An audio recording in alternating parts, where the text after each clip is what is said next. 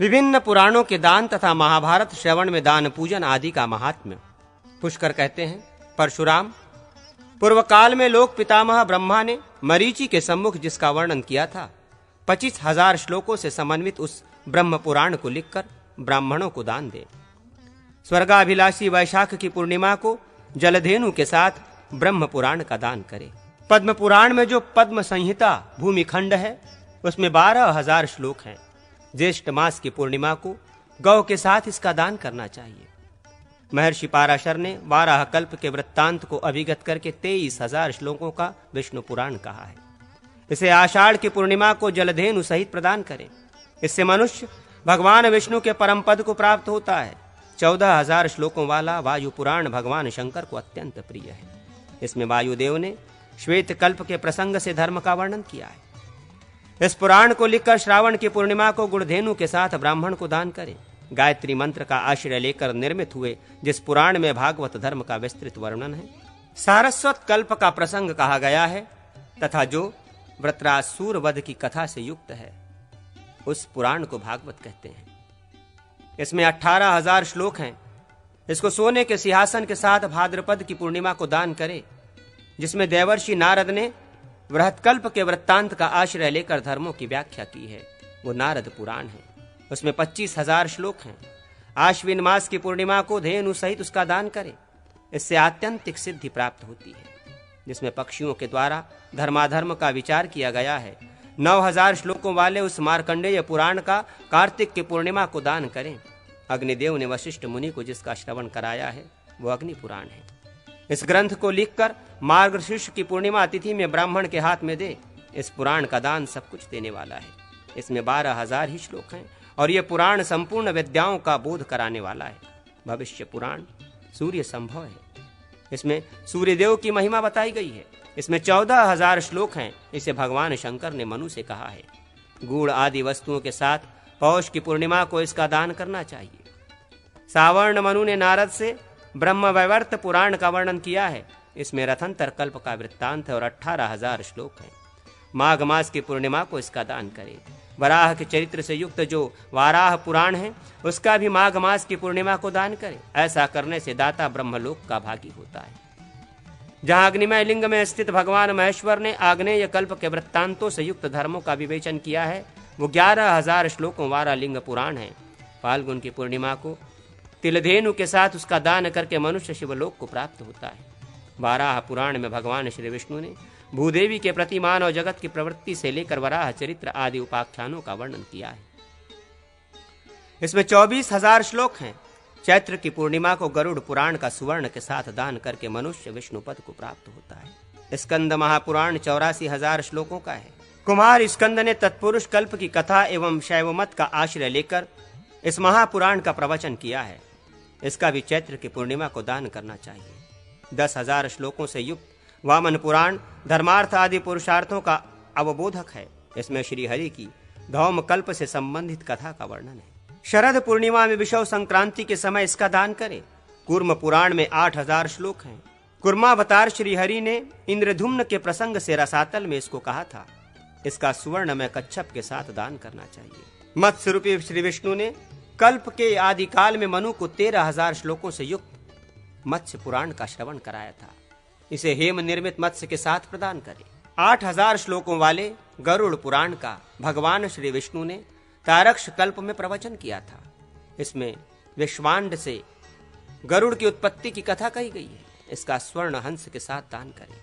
भगवान ब्रह्मा ने ब्रह्मांड के महात्मा का आश्रय लेकर जिसे कहा है, 12,000 श्लोकों वाले उस ब्रह्मांड पुराण को भी लिखकर ब्राह्मण के हाथ में दान करें। महाभारत श्रवण काल में प्रत्येक पर्व की समाप्ति पर पहले कथावाचक का वस्त्र, गंध, माल्य आदि से पूजन करें। तत्पश्चात ब्राह्मणों को खीर का भोजन करावें। प्रत्येक पर्व की समाप्ति पर गौ, भूमि, ग्राम तथा सुवर्ण आदि का दान करें। महाभारत के पूर्ण होने पर कथावाचक ब्राह्मण और महाभारत संहिता की पुस्तक का पूजन करें। ग्रंथ को पवित्र स्थान पर रेशमी वस्त्र से आच्छादित करके पूजन करना चाहिए। फिर भगवान नर नारायण की पुष्प आदि से पूजा करें। गौ, अन्न, भूमि, सुवर्ण के दान पूर्वक ब्राह्मणों को भोजन कराकर क्षमा प्रार्थना करें। श्रोता को विविध रत्नों का महादान करना चाहिए।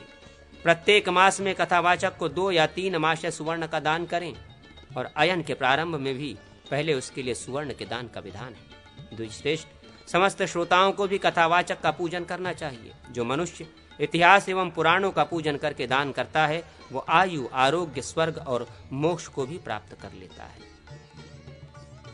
सूर्य वंश का वर्णन। अग्निदेव कहते हैं, वशिष्ठ, अब मैं तुमसे सूर्य वंश तथा राजाओं के वंश का वर्णन करता हूं। भगवान विष्णु के नाभि कमल से ब्रह्मा जी प्रकट हुए हैं। ब्रह्मा जी के पुत्र का नाम मरीचि है। मरीचि से कश्यप और कश्यप से विवस्वान सूर्य का जन्म हुआ है। सूर्य की 3 स्त्रियां हैं, संज्ञा, राज्ञी और प्रभा। इनमें से राज्ञी रैवत की पुत्री है। उन्होंने रेवंत नाम वाले पुत्र को जन्म दिया है। सूर्य की प्रभा नाम वाली पत्नी से प्रभात नाम वाला पुत्र हुआ है। संज्ञा विश्वकर्मा की पुत्री है। उसके गर्भ से वैभवस्व मनु और जुड़वी संतान यम और यमुना की उत्पत्ति हुई है।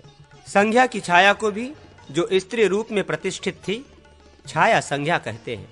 छाया संज्ञा ने सूर्य के अंश से सावर्णी मनु और शनैश्वर नामक पुत्र को और तप्ती एवं विष्टि नाम वाली कन्याओं को जन्म दिया। तदनंतर अश्वारूप धारिणी संज्ञा से 2 अश्विनी कुमारों की उत्पत्ति हुई। व्यवस्था व मनु के 10 पुत्र हुए, जो उन्हीं के समान तेजस्वी थे। उनके नाम इस प्रकार हैं: इक्ष्वाकु, नाभाग, दृष्ट, शर्याति, निरैष्यंत, प्रांशु, नृग। सत्पुरुषों में श्रेष्ठ दिष्ट, करुष और पृषघ्र। ये 10 महाबली राजा अयोध्या में हुए। मनु की इला नाम वाली एक कन्या भी थी, जिसके गर्भ से बुध के अंश से पुरुरवा का जन्म हुआ। पुरुरवा को उत्पन्न करके इला पुरुष रूप में परिणित हो गई। उस समय उसका नाम सुधुम्न हुआ। सुधुम्न से उत्कल, गय और विनिताक्ष, इन 3 राजाओं का जन्म हुआ। उत्कल को उत्कल प्रांत, उड़ीसा का राज्य मिला।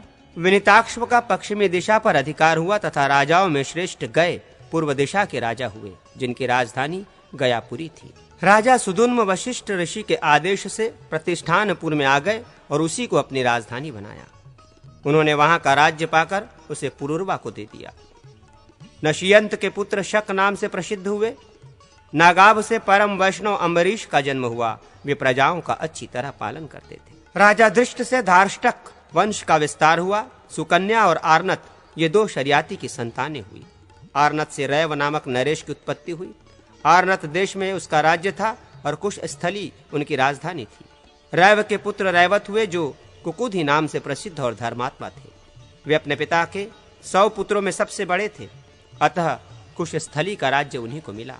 एक समय की बात है, वे अपनी कन्या रेवती को साथ लेकर ब्रह्मा जी के पास गए और वहां संगीत सुनने लगे। वहां ब्रह्मा जी के समय से 2 ही घड़ी बीती, किंतु इतने में ही मर्त्यलोक के अंदर अनेक युग समाप्त हो गए। संगीत सुनकर वे बड़े मेघ से अपनी पुरी को लौटे, परंतु अब उस पर यदुवंशियों का अधिकार हो गया था। उन्होंने कुश स्थली की जगह द्वारका नाम की पुरी बसाई थी, जो बड़ी मनोरम और अनेक द्वारों से सुशोभित थी। भोज, वृष्णि और अंधक वंश के वासुदेव आदि वीर उसकी रक्षा करते थे। वहां जाकर रैवत ने अपनी कन्या रेवती का बलदेव जी से विवाह कर दिया और संसार की अनित्यता जानकर सुमेरु पर्वत के शिखर पर जाकर तपस्या करने लगे।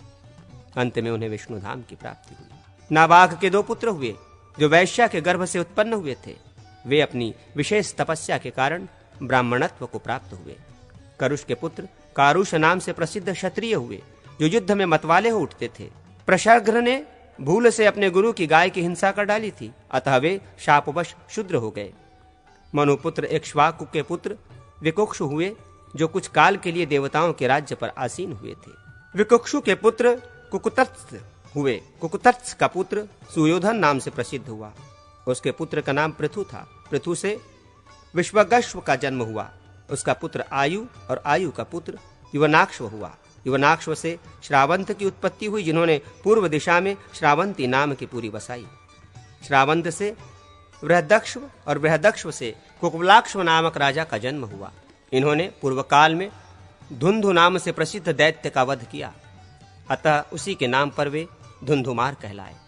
धुंधुमार से 3 पुत्र हुए। वे तीनों ही राजा थे। उनके नाम थे दृढ़राक्ष्व, दंड और कपिल। दृढ़राक्ष्व से हर्यक्ष और प्रमोदक ने जन्म ग्रहण किया। हर्यवक्ष से निकुंभ और निकुंभ से संहातवक्ष की उत्पत्ति हुई। संहातक्ष के दो पुत्र हुए, अक्राक्षक्ष और रणादक्ष। रणाक्ष के पुत्र युवनाक्ष और युवनाक्ष के पुत्र राजा मानधता हुए। मानधता के भी दो पुत्र हुए, जिनमें एक का नाम पुरुकुत्स था और दूसरे का नाम मुचुकुंद। पुरुकुत्स से त्रसदस्यु का जन्म हुआ। वे नर्मदा के गर्भ से उत्पन्न हुए थे। उनका दूसरा नाम संभूत भी था। संभूत के सुधनवा और सुधनवा के पुत्र त्रिधनवा हुए।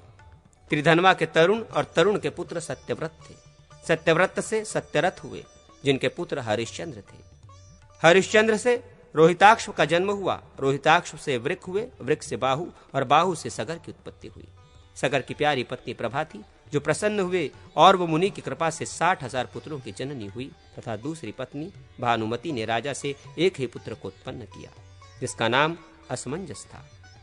सगर के 60,000 पुत्र पृथ्वी खोदते समय भगवान कपिल के क्रोध से भस्म हो गए।